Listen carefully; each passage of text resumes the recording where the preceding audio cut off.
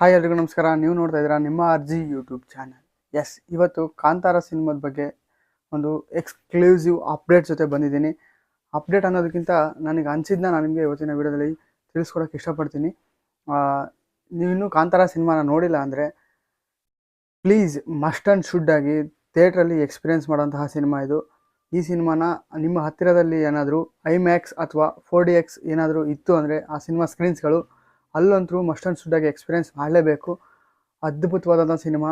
ನೀವೆಲ್ಲ ಕೆಲವೊಬ್ಬರು ನೋಡಿದ್ದೀರಾ, ಎಲ್ಲ ಕಡೆಗೂ ಅದು ಇಲ್ಲ. ಅಂದರೆ ಪರ್ಟಿಕ್ಯುಲರ್ ಆಗಿ ಬೆಂಗಳೂರು ಸೈಡಲ್ಲಿ ಜಾಸ್ತಿ ಇದ್ದಾವೆ. ಹಾಗಾಗಿ ಬೆಂಗಳೂರಲ್ಲಿರೋರು ಮಸ್ಟ್ ಆ್ಯಂಡ್ ಶುಡ್ ಆಗಿ ಮಿಸ್ ಆಗದೇ 4DXಲ್ಲಿ ಎಕ್ಸ್ಪೀರಿಯೆನ್ಸ್ ಮಾಡಿ ಅಂತಂದು ಹೇಳೋಕ್ಕೆ ಇಷ್ಟಪಡ್ತೀನಿ. ಆ ಸೀನ್ಸ್ಗಳನ್ನು ಆ ವಿಜುವಲಲ್ಲಿ ಬರೋ ಎಫೆಕ್ಟ್ಸ್ ಜೊತೆ ಎಂಜಾಯ್ ಮಾಡ್ತಾಯಿದ್ರೆ ಅದು ನೆಕ್ಸ್ಟ್ ಲೆವೆಲಲ್ಲೇ ಇರುತ್ತೆ. ಸಿನಿಮಾದ ಒಂದು ನನಗೆ ಅನಿಸಿದ ಪ್ರಕಾರ ಹೇಳೋದಾದರೆ ಈ ಸಿನಿಮಾ ಈಗ ಸದ್ಯಕ್ಕಂತರೂ ಅದ್ಭುತವಾದ ಕಲೆಕ್ಷನ್ನ ಮಾಡ್ತಾ ಹೋಗ್ತಾ ಇದೆ. ಆ ಕಲೆಕ್ಷನ್ಗಿಂತನೂ ಲಾಸ್ಟ್ ಟೈಮು ಒಂದು ರಿಪೋರ್ಟ್ ಬಂದಿತ್ತು. ಅದರಲ್ಲಿ ಆಸ್ಕರ್ಗೆ ಸೆಲೆಕ್ಟ್ ಆಗಿದೆ ಅಂತ ಹೇಳ್ಬಿಟ್ಟು. ಆಸ್ಕರಿಗೆ ಸೆಲೆಕ್ಟ್ ಆಗಿದೆ ಅಂತ ಕೇಳಿದಾಗಲೇ ಅದರಂಥ ಫೀಲೇ ಬೇರೆ ಲೆವೆಲಲ್ಲಿತ್ತು. ಯಾಕಂದರೆ ಇದುವರೆಗೂ ಕನ್ನಡ ಫಿಲಮ್ಮು ಯಾವುದು ಆಸ್ಕರಿಗೆ ಸೆಲೆಕ್ಟ್ ಆಗಿರಲಿಲ್ಲ. ಆಸ್ಕರಿಗೆ ಸೆಲೆಕ್ಟ್ ಆಗಿದೆ ಅಂತ ಹೇಳ್ಬಿಟ್ಟು ಫಸ್ಟು ಕಾಂತಾರ ಸಿನಿಮಾದ ಅಪ್ಡೇಟ್ಗಳು ಬಂದವು.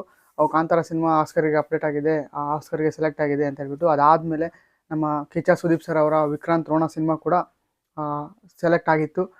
ಆ ಎರಡೂ ಸಿನಿಮಾಗಳಿಗೂ ಒಂಥರ ನಿರಾಶೆ ಉಂಟಾಯಿತು. ಯಾಕಪ್ಪ ಅಂದರೆ ಫಸ್ಟ್ ಲಿಸ್ಟಲ್ಲಿ ಸೆಲೆಕ್ಟ್ ಆಗಿತ್ತು, ಆಮೇಲೆ ಏನು ಕಾರಣ ಕೊಟ್ಟರೋ ಅದ್ರ ಮುಂದಿನ ಅಪ್ಡೇಟ್ಗಳೇ ಗೊತ್ತಾಗಲಿಲ್ಲ, ರಿಜೆಕ್ಟ್ ಮಾಡಿಬಿಟ್ಟಿದ್ದಾರೆ. ಆದರೆ ಈ ಸಲ USA ಅಲ್ಲೇ ಸಿಕ್ಕಾಪಟ್ಟೆ ಕಲೆಕ್ಷನ್ ಮಾಡ್ತಾಯಿದೆ ಈ ಸಿನಿಮಾ. ಹತ್ತತ್ರ ಈಗ ನನಗೆ ಇನ್ಫಾರ್ಮೇಷನ್ ಬಂದಿರೋ ಪ್ರಕಾರ 2 ಮಿಲಿಯನ್ ಪ್ಲಸ್ ಕಲೆಕ್ಷನ್ನ ಅಲ್ಲಿ ಮಾಡ್ತಾಯಿದೆ. 2 ಮಿಲಿಯನ್ ಅಂದರೆ ಲೆಕ್ಕ ಹಾಕ್ಕೊಳ್ಳಿ. ಅದರಲ್ಲೂ ಬೇರೆ ಕಂಟ್ರಿಯಲ್ಲಿ ಅಂದರೆ USA ಅಂದ ದೊಡ್ಡ ಕಂಟ್ರಿಯಲ್ಲಿ ನಮ್ಮ ಕನ್ನಡದ ಸಿನಿಮಾ ಅಲ್ಲಿ ಹೋಗ್ಬಿಟ್ಟು ಈ ರೇಂಜಲ್ಲಿ ಕಲೆಕ್ಷನ್ ಮಾಡ್ತಾಯಿದೆ ಅಂದರೆ ಸ್ಟೋರಿ ಲೈನ್ ಇದೆಯಲ್ಲ ಅದ್ಭುತವಾಗಿದೆ. ಆ ಸ್ಟೋರಿ ಬಗ್ಗೆ ಮಾತಾಡೋದಕ್ಕೆ ಕಷ್ಟ ಆಗುತ್ತೆ ಬಿಡ್ರಿ. ಆ ವಿಜುವಲ್ಸ್ ಅಂತೂ ಅದ್ಭುತವಾಗಿದೆ.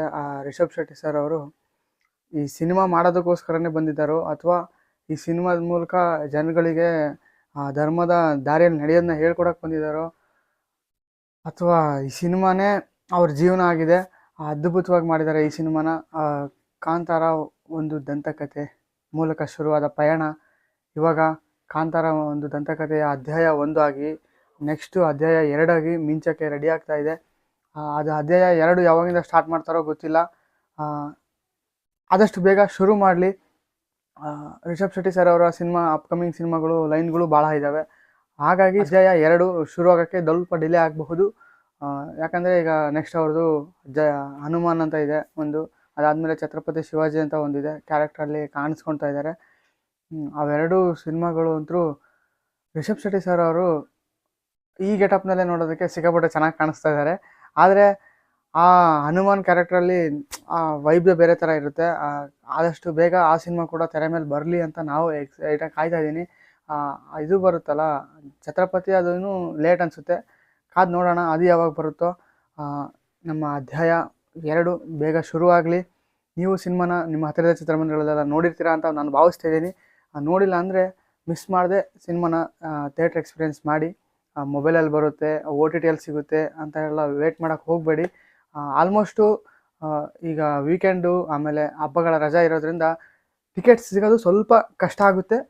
ಅದು ನನಗೂ ಅರ್ಥ ಆಗುತ್ತೆ. ಆದ್ರೂ ಆದಷ್ಟು ಬೇಗ ಟಿಕೆಟ್ಸ್ ಬುಕ್ಕಿಂಗ್ ಎಲ್ಲ ಬಿಟ್ಟರು ಅಂದ ತಕ್ಷಣ ಆದಷ್ಟು ಬೇಗ ಬುಕ್ ಮಾಡಿಕೊಂಡು ನಿಮ್ಮ ಹತ್ತಿರದ ಚಿತ್ರಮಂದಿರಗಳೆಲ್ಲ ಸಿನಿಮಾ ನೋಡಿ. ಈ ಸಿನಿಮಾ ಆಸ್ಕರ್ಗೆ ಸಿಗಲಿ. ಫಸ್ಟ್ ಟೈಮ್ ಕನ್ನಡ ಸಿನಿಮಾಗೆ ಆಸ್ಕರ್ ಬರಲಿ ಅಂತ ನಾನು ಆಶಿಸ್ತೀನಿ. ನೀವು ಕೂಡ ಅಷ್ಟೇ ಹಾರೈಸ್ತೀರಿ ಅಂತ ನನಗೂ ಅನ್ನಿಸ್ತಾ ಇದೆ. ನೋಡೋಣ. ಆಸ್ಕರ್ನ ಮತ್ತು ನೆಕ್ಸ್ಟ್ ಅಪ್ಡೇಟ್ ಏನಾದರೂ ಬಂತು ಅಂದರೆ ಅದ್ರ ಬಗ್ಗೆನೂ ತಿಳಿಸ್ಕೊಡ್ತೀನಿ ನೆಕ್ಸ್ಟು ಮುಂದಿನ ವಿಡಿಯೋಗಳಲ್ಲಿ.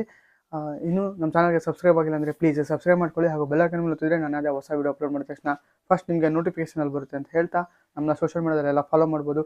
ಎಲ್ಲ ಲಿಂಕ್ ಡಿಸ್ಕ್ರಿಪ್ಷನಲ್ಲಿ ಕೊಡ್ತೀನಿ, ಒಂದ್ಸಲ ಚೆಕ್ ಮಾಡಿ ಅಂತ ಹೇಳ್ತಾ ಇವತ್ತಿನ ಈ ವಿಡಿಯೋನ ಮುಗಿಸೋಕ್ಕೆ ಇಷ್ಟಪಡ್ತೀನಿ. Thank you. ಜೈ ಹಿಂದ್, ಜೈ ಕರ್ನಾಟಕ.